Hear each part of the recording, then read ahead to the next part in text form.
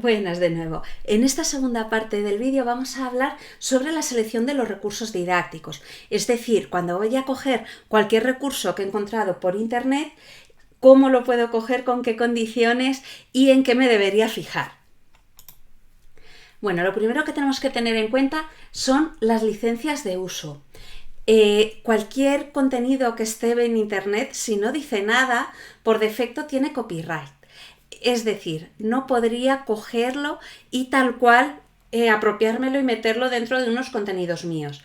Sí que puedo hacer una pequeña cita indicando de dónde está, porque estoy en un entorno educativo, entonces sí que podría hacer, pues como dicen en este estudio, y cito el estudio, ¿vale? Eso sí que podría. Lo que no podría es coger páginas enteras o coger fotografías que estén por internet y cogerlas directamente, ¿vale? Porque la mayoría tienen licencia copyright y no tengo el permiso para hacer eso. Entonces, me tendría que fijar qué tipo de licencia tiene cada uno de los contenidos. Que sepáis que hay contenidos libres de distintos tipos y que esos contenidos libres sí que los puedo utilizar. El propio autor que ha creado esos contenidos me dice explícitamente que esos contenidos yo los puedo utilizar como quiera e incluso me dice en qué casos los puedo compartir. Por ejemplo, un tipo de licencia libre es la licencia Creative Commons, y entonces cuando veo algo con licencia Creative Commons me tengo que fijar en el logo que viene al lado, porque tiene distintas posibilidades. Hay uno que es de reconocimiento, que es decir, cuando yo utilizo un contenido que me pone este dibujico de reconocimiento, tengo que saber que tengo la obligación de nombrar la fuente y los autores en todas las copias que yo haga o en aquello que derive de ese contenido. Hay una que aparece a veces que es no comercial, entonces me dejan utilizarlo si es para un uso no comercial, por ejemplo, para un uso didáctico, que es el que yo haría en mis cursos, pero que no lo podría utilizar en caso de que apareciera ese logotipo en cosas que sean comerciales.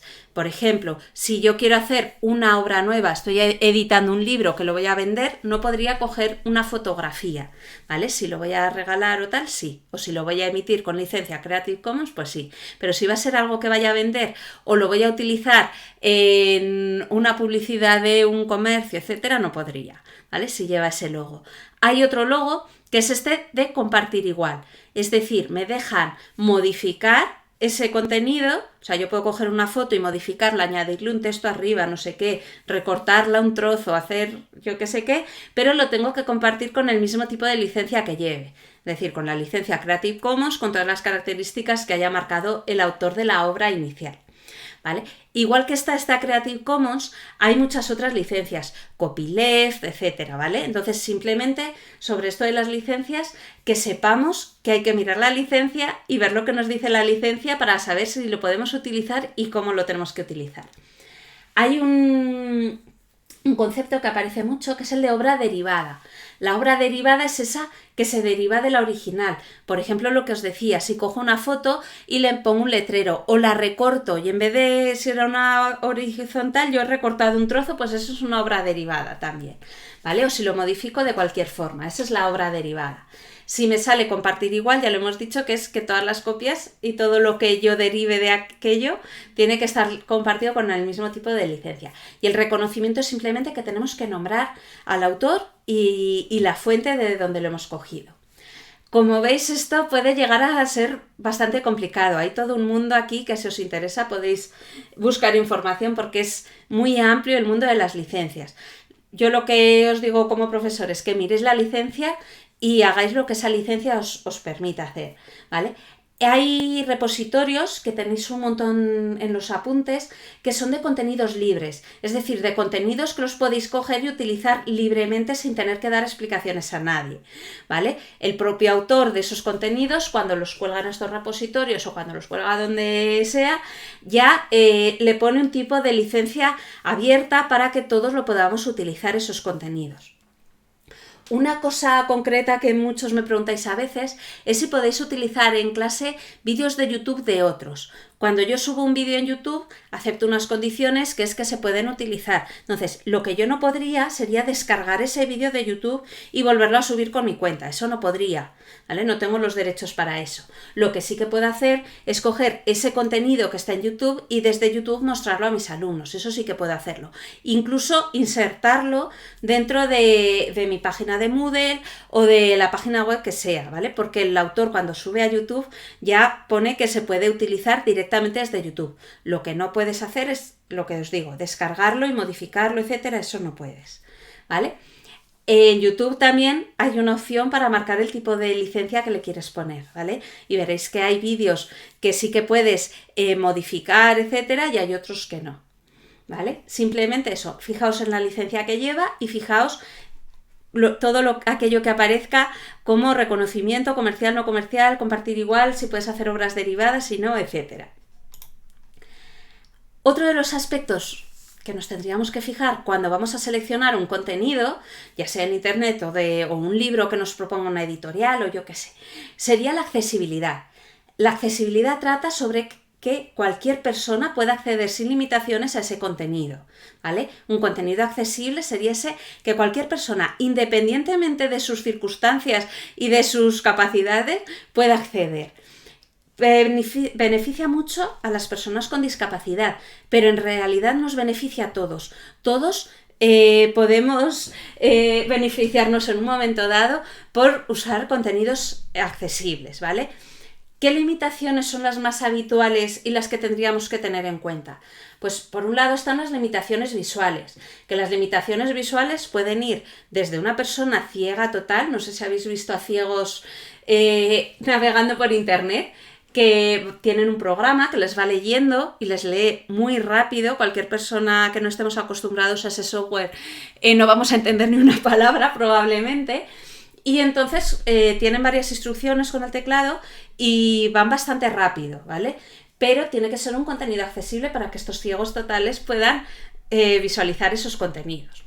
También hay limitaciones visuales de todo tipo. Por ejemplo, pues con adultos nos va a pasar por los típicos que necesitamos gafas de cerca, de lejos, de yo qué sé, ¿vale? Que quizá si los contenidos no son accesibles, pues haya personas que puedan tener problemas. O que si, no sé si os ha pasado alguna vez, que tengo un documento y cuando le voy a hacer la letra más grande para verlo mejor, se me descuadra y no puedo y tengo que estar haciendo scroll de un lado para otro. Pues eso es un contenido no accesible. También hay limitaciones auditivas, pues una persona que no escuche bien. Si es un vídeo y no tiene los subtítulos, pues esa persona no va a poder enterarse de qué está diciendo ese vídeo. Hay discapacidades motrices, personas que por ejemplo les tiemble la mano y no pueden coger el ratón y entonces tienen sus métodos para adaptarse, ¿vale? Suelen tener adaptaciones en su equipo informático, pero bueno, si es un contenido accesible lo podrán seguir y si no es accesible, pues no. También hay cognitivas y del lenguaje, ¿vale? Pues personas pues, con dislexia, etcétera, etcétera, que según cómo sean los contenidos pueden llegar a tener problemas.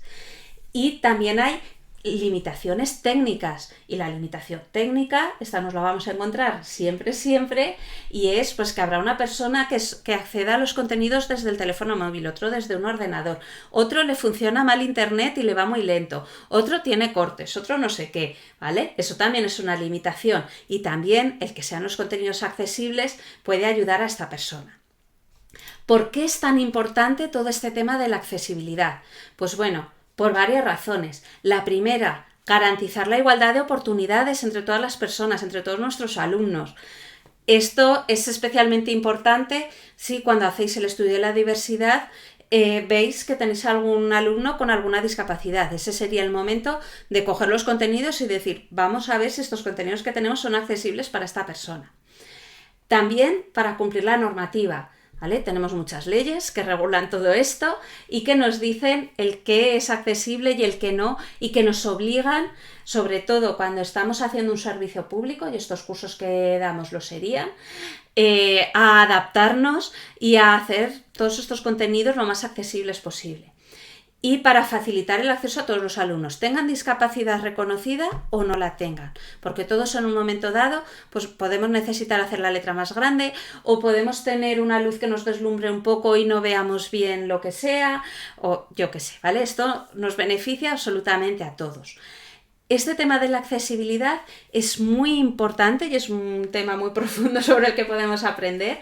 Y hay muchos cursos, incluso muchos cursos gratuitos muy buenos, que si os interesa podéis profundizar bastante más y es un tema interesante porque nos lo acabamos encontrando luego. Un día u otro te aparece un alumno que no distingue bien los colores, que no sé qué, que yo no veo bien, que yo no oigo bien, ¿vale? Y nos lo vamos a encontrar antes o después. ¿Qué podemos hacer para crear contenidos accesibles? Pues bueno, aquí esto sería para estudiarlo en profundidad, pero vamos a quedarnos con algunas indicaciones muy sencillitas para que las recordemos siempre. El primero, y este es muy importante, utilizar programas que generen contenidos accesibles. ¿Qué sería un contenido accesible? Pues ese contenido que está con un formato universal, que lo pueden leer distintos programas. Por ejemplo, si yo tengo el mismo contenido y lo he guardado como si fuera una foto, el programa que le lea al ciego no lo va a poder leer. En cambio, si lo he guardado como doc o lo he guardado con PDF de los que sí que se pueden leer, su programa se lo leerá, ¿vale? Lo mismo va a pasar si yo necesito hacer la letra más grande, etcétera, ¿vale? Hay contenidos que son accesibles para todos y hay otros que no. Por ejemplo, ahora comentaremos que si hago una imagen y meto texto dentro de la imagen, eso no es accesible. En cambio, si pongo el texto escrito, pues eso sí que es accesible, ¿vale? Entonces, pues bueno, hay que buscar un poco el compromiso entre que nuestros contenidos sean accesibles y que tengan un diseño así o asá, etcétera, etcétera, ¿vale? También, usar las opciones de accesibilidad. Por ejemplo, veréis que cuando subís las imágenes a determinados programas hay un campo que pone texto alternativo. Entonces, ese texto alternativo de las imágenes es el que una persona que no pueda ver la imagen y puede que no la vea porque tenga problemas de visión o puede que no la vea porque su internet va muy lento y no le carga o porque su ordenador es una patata y no se lo lee, ¿vale? Entonces, ese texto alternativo es el que le sale a las personas que no pueden ver la imagen y que les explica un poco qué es lo que hay en esa imagen que ellos no están viendo. Pues, por ejemplo, tendría que ser un texto bastante descriptivo que le ponga un poco, pues en esta imagen hay 3 ventanas con 3 personas, no sé qué, no sé cuál, un poco explicado siempre que esa imagen sea importante y no sea decorativa, ¿vale? También, por ejemplo, en los vídeos hay una opción que es de subtítulos. ¿Vale? Si tenemos una persona que no escucha bien o que puede tener problemas porque no tiene altavoz o porque yo qué sé, por 1000 cosas, pues se pueden poner en los vídeos, en la mayoría de las plataformas se pueden poner subtítulos. Hay una opción en muchas de estas plataformas que los genera automáticamente, entonces puedes decirle que lo genere automáticamente y luego ya modificar las palabras que no las haya cogido bien o las puedes escribir directamente desde cero. También deberíamos tener contenidos fácilmente comprensibles con indicaciones claras, ¿vale? Si ponemos textos muy complejos, puede haber personas que no lo sigan correctamente. Otra recomendación, escoger adecuadamente el diseño. Y el diseño es un factor bastante importante en esto de la accesibilidad. Hay tipografías que no se leen bien y otras que sí, ya hablamos un poco de esto en otros temas, pero ya sabéis que si lo voy a leer en pantalla, debería cogerlas de palo seco. Si lo voy a leer en papel, una con serifas, ¿vale? Hay distintos tipos de tipografías, sobre todo si cogéis una con muchos garabatos y muchos adornos, es posible que haya personas que no lo lean bien.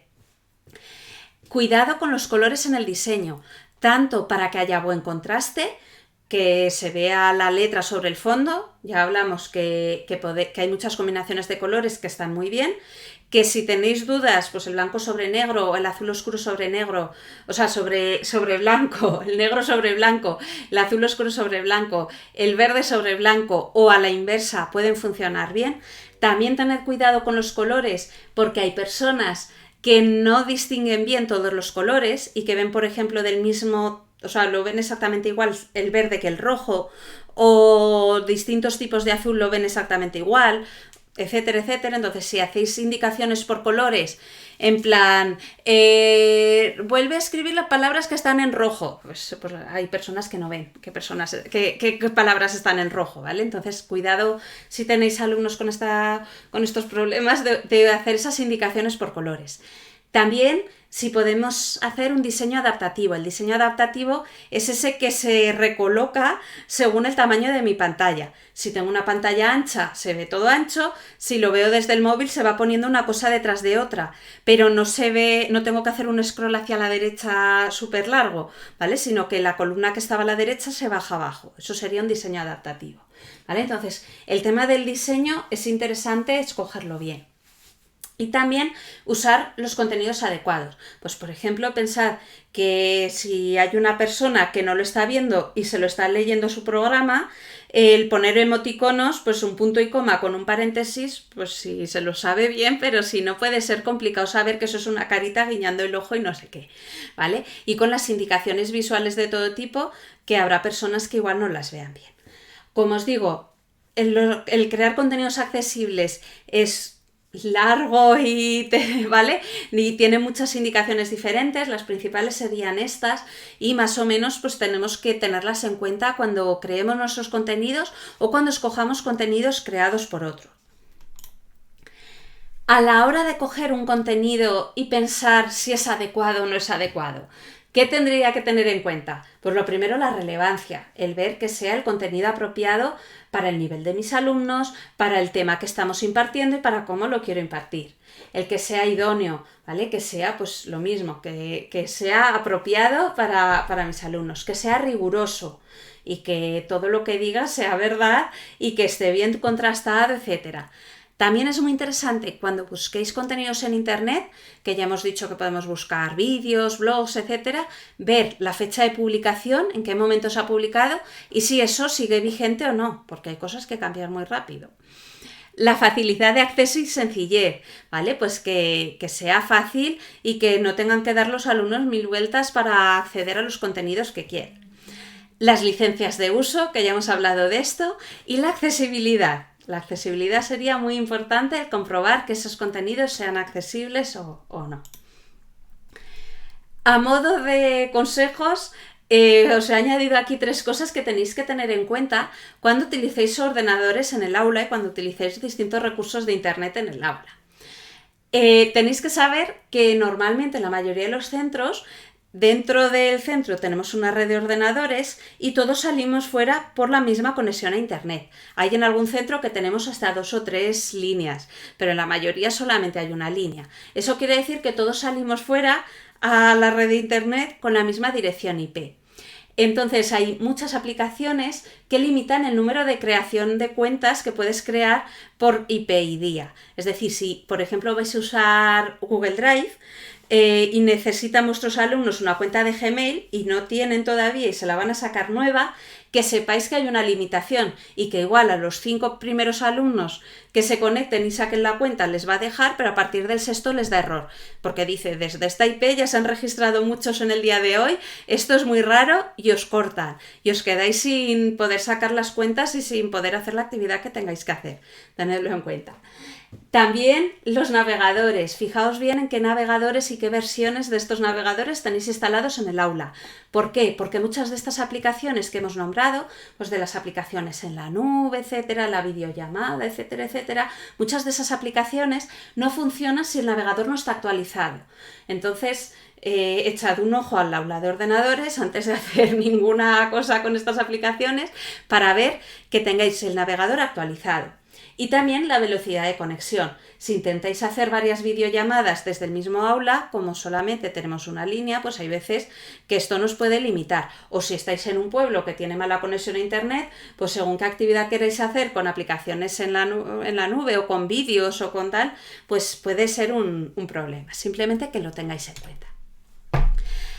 Resumiendo, pues bueno, dentro de nuestras acciones formativas podemos utilizar todos estos servicios que hemos nombrado, blogs, buscadores, correos, redes sociales, videollamada, etcétera. Que los conozcamos, que nosotros que somos los profesores estemos siempre al día y conozcamos todos estos recursos y les encontremos ese hueco dentro de nuestro día a día. También que para acoger cualquier recurso tenemos que valorar los criterios de idoneidad, relevancia, vigencia, rigurosidad y facilidad de acceso. Que tendríamos que tener en cuenta siempre las licencias de uso y no coger cualquier imagen que encontremos por internet o no coger un estudio entero o unos apuntes enteros y copiarlos tal cual, sino que tendríamos que tener en cuenta qué licencia tiene, que por defecto es copyright, si no dice nada es copyright y no lo puedo copiar tal cual, solo lo puedo citar y poner el enlace a donde esté ese recurso, pero que las tendría que tener en cuenta, ¿vale? Que tenéis también bancos de recursos que son libres y que puede utilizar según la licencia que ponga en cada caso. Y que para cualquier persona, independientemente de si tiene limitaciones o no, deberíamos cumplir los estándares de accesibilidad, que son los que permite a cualquiera acceder, sea como sea su ordenador, su conexión a internet, vea bien o vea un poco regular, escuche bien o no escuche, etcétera, etcétera, ¿vale? Entonces siempre tener en cuenta estos criterios de accesibilidad. Con todo esto terminamos la parte un poco más teórica de esta unidad y tenemos ahí un ejercicio esperándonos para hacerlo. Si tenéis cualquier duda de esta unidad, pues me podéis contactar y lo vamos viendo. ¡Hasta luego!